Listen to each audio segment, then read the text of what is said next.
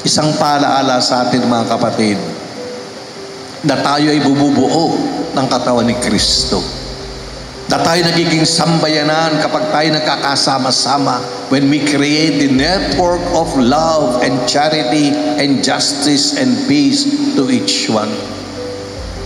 Tuwing tayo gumagawa ng mabubuting bagay sa ating kapwa, lalo na sa mahihirap, pinatitingkad natin, pinapalalim natin ang ating ugnayan bilang katawan ni Kristo.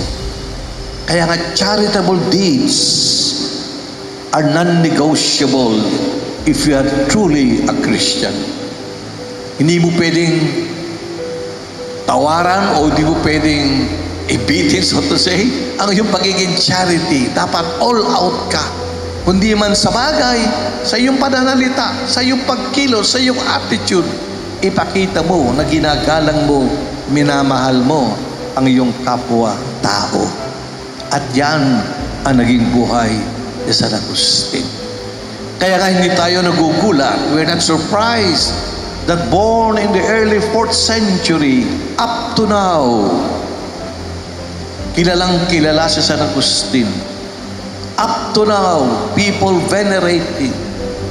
People have devotion to him dahil alam nila na si San Agustin ay isang guro na nagsasalamin ng mga aral ng ating Panginoong Jesucristo.